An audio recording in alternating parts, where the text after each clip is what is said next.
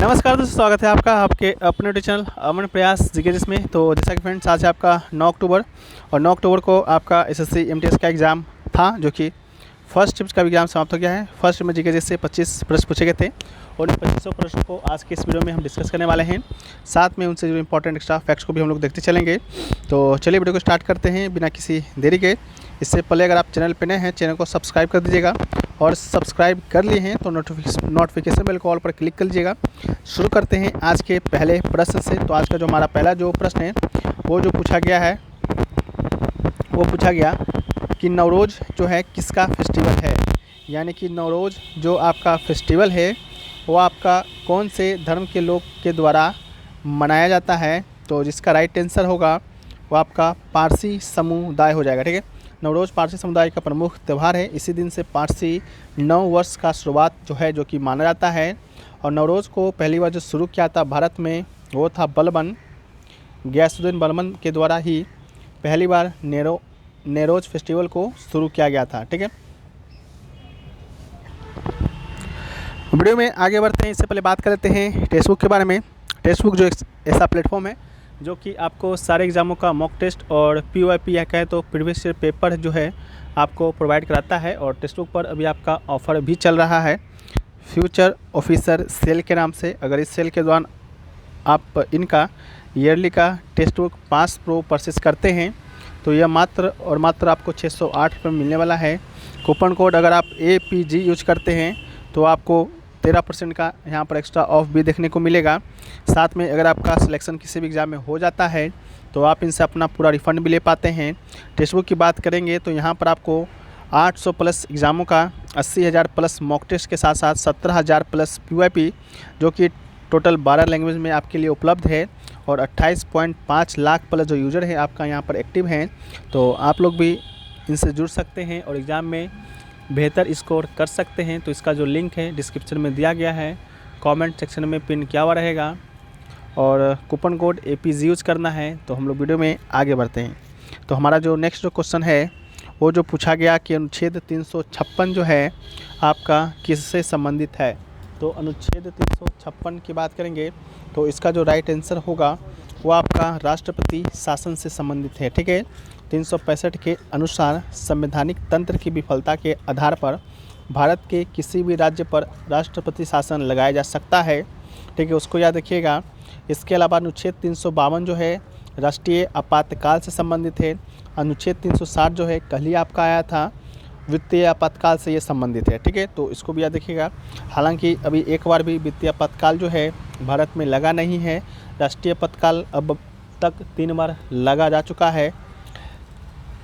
Next question पूछा गया कि भारत का सबसे बड़ा गेहूं उत्पादक राज्य कौन सा है। तो इसका राइट आंसर आपका उत्तर प्रदेश होगा।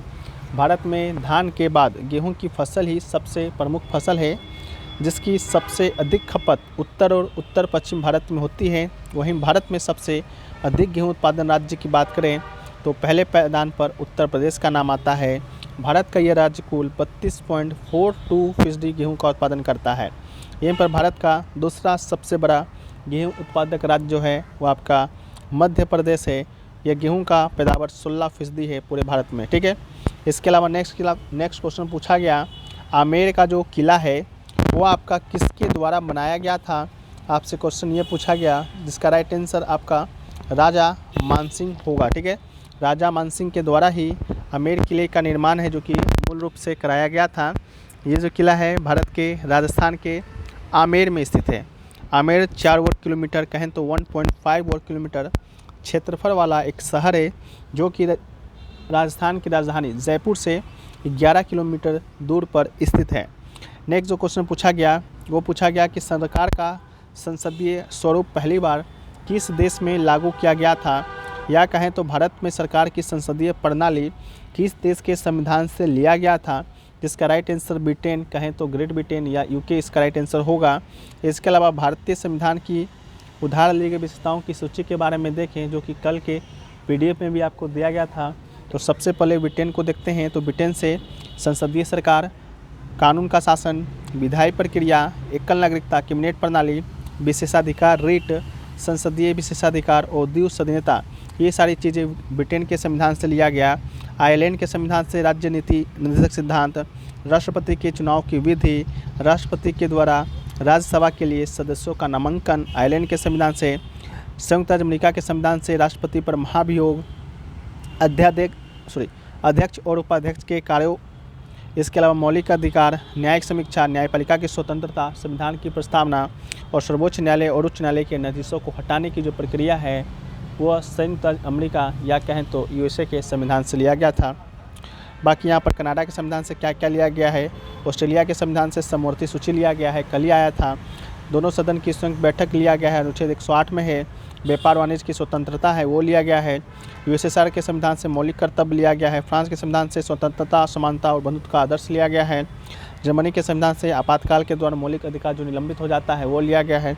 दक्षिण अफ्रीका के संविधान से राज्यसभा के सदस्यों का चुनाव, संविधान में जो संशोधन होता है वह दक्षिण अफ्रीका के संविधान से, और जापान के संविधान से कानून के द्वारा स्थापित प्रक्रिया की अवधारणा जापान से लिया गया। ठीक है, नेक्स्ट क्वेश्चन जो पूछा गया वो पूछा गया आपका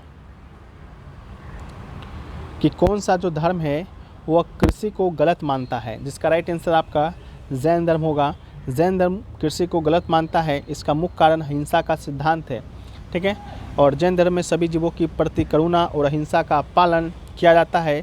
कृषि में मिट्टी को खोदने और उसमें रहने वाले छोटे जीवों को नुकसान पहुंचाने की संभावना होती है, इसलिए जैन धर्म इसमें अनुचित मानता है। इसके अलावा जैन धर्म का जो स्थापना है, ठीक है, वो किसके द्वारा किया गया था, तो ऋषभदेव के द्वारा किया गया था, जो कि पहले तीर्थंकर हुए।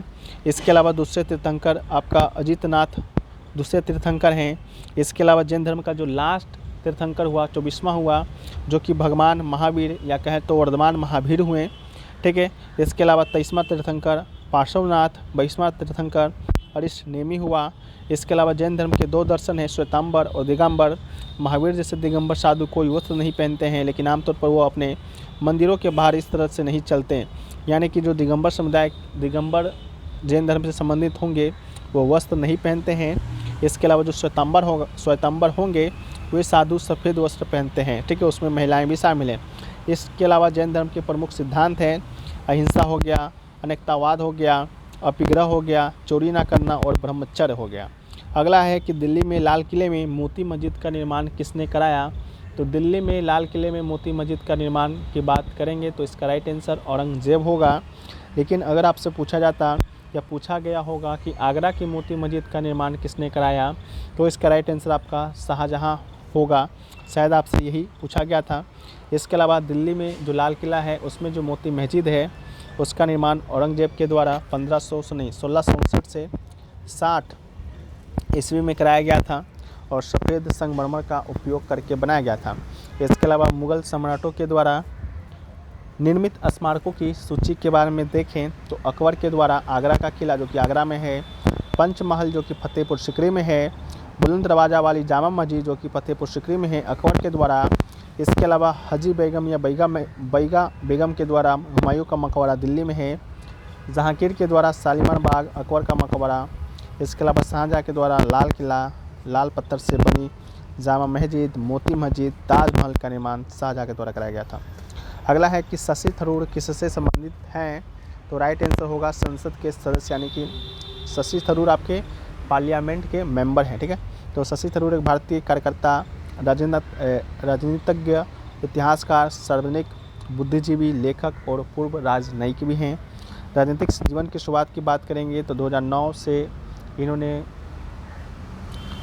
तिरुवनंतपुरम से आपका सांसद बना था और अब तक 4 बार 9, 14, 19 और 24 में तिरुवनंतपुरम से ही पार्टी के सांसद हैं। और 2019 में उनकी पुस्तक एन एरा ऑफ डार्कनेस के लिए the British Empire in India के लिए साहित्य अकादमी पुरस्कार मिला है। इसके अलावा 2022 में knight of the Legion of Honour के लिए इन्हें knight of the Legion of Honour France के द्वारा इनको सम्मान दिया गया है। ठीक है, नेक्स्ट जो क्वेश्चन पूछा गया वो पूछा गया कि क्रिकेट विश्व कप 1983 के फाइनल मैच में निम्नलिखित में से कौन सा खिलाड़ी सर्वोच्च स्कोरर था। इसका राइट आंसर कृष्णामाचारी श्रीकांत इसका राइट आंसर होगा। ठीक है, कृष्णामाचारी श्रीकांत 1983 में क्रिकेट जो विश्व कप हुआ था उसके फाइनल मैच में सर्वोच्च स्कोरर थे वो भारतीय क्रिकेटर हैं, सलामी बल्लेबाज के रूप में खेलते थे। वेस्ट इंडीज़ के खिलाफ फाइनल मैच में उन्होंने 57 गेंदों में 38 रन है जो कि बनाए थे। तो इसका राइट आंसर आपका यही होगा। इसके अलावा कपिल देव की बात करेंगे तो 1983 का जो विश्व कप हुआ था उसमें ये कप्तान थे और विजेता टीम के कप्तान थे, और भारत की तरफ से सबसे ज़्यादा रन आपका कपिल देव जी के द्वारा ही बनाया गया था, टोटल 303 रन। ठीक है, तो इसको भी याद रखना है। इसके अलावा जो नेक्स्ट क्वेश्चन पूछा गया वो पूछा गया आपका कि रोशन माया नारायण किस नृत्य से संबंधित हैं। ठीक है, तो रोशन माया नारायण की बात करेंगे तो इसका राइट आंसर आपका कथक होगा। इसके अलावा शायद आपसे शोभना नारायण का भी नाम पूछा गया था। इसके अलावा एक और नाम आपसे पूछा गया था जो कि आपका रीना देवी का था। मे भी आपका तीनों का नाम एक साथ दिया गया होगा, पूछा गया कौन से नृत्य से संबंधित है, तो इसका राइट आंसर आपका कथक ही होगा। कथक की बात करेंगे तो कथक शब्द जो है कथा शब्द से बना है जिसका अर्थ होता है कहानी।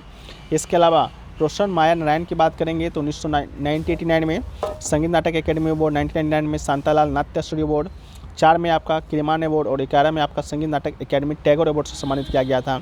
अन्य प्रख्यात कथक कलाकारों में रोशन कुमारी, शोभना नारायण, माया राव, कुमुदिनी लखिया। इसके अलावा कथक नृत्य से संबंधित जो कलाकार हैं जिनको पद्म अवार्ड मिला है, इसमें शंभू महाराज, दमयंती जोशी, सितारा देवी, उमा शर्मा, गोपी कृष्णा, रोशन कुमारी, बिरजू महाराज, कुमुदिनी लखिया, शोभना नारायण और सुनैना हजारीलाल है। इसके अलावा रानी करना है, पुरुदधीच है, कमलिनी स्थाना, नलिनी स्थाना भी आपका राइट आंसर होगा। इसके अलावा रीना देवी जो हैं विभिन्न प्रकार के नृत्य शैली में माहिर हैं, उन्हें कई भारतीय नृत्य शैली में प्रशिक्षण प्राप्त है और प्रमुख रूप से कथक और भरतनाट्यम शामिल है। ठीक है, तो एक क्वेश्चन ये पूछा गया। इसके अलावा एक क्वेश्चन पूछा गया था आपसे कि इंटर कॉन्टिनेंटल फुटबॉल टूर्नामेंट 2023 का आयोजन कहाँ हुआ था। ठीक है, तो इंटर कॉन्टिनेंटल फुटबॉल टूर्नामेंट 2023 की बात करेंगे तो इसका राइट आंसर आपका ओडिशा होगा। ठीक है, ओडिशा में इसका आयोजन है जो कि किया गया था। इसके अलावा मल्टी मॉडल गरीबी सूचकांक में कौन सा राज्य सबसे गरीब है, तो इसका राइट आंसर आपका बिहार होगा, तो उसको भी याद रखिएगा, बिहार आपका राइट आंसर होगा। इसके अलावा जो एक क्वेश्चन और पूछा गया था, जयशंकर जो विदेश मंत्री है एस जयशंकर, उनसे रिलेटेड पूछा गया था।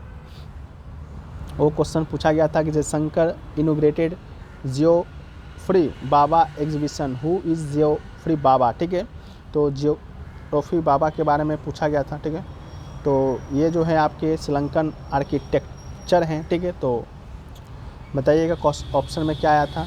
इसके अलावा एक क्वेश्चन पूछा गया, who was the viceroy during arms act. ठीक है, आर्म्स एक्ट जब आपका आया था भारत में तो उस समय के वाइसराय कौन था, तो आर्म्स एक्ट 1878 में आया था और उस समय जो वाइसराय का जो टेन्योर था वो लॉर्ड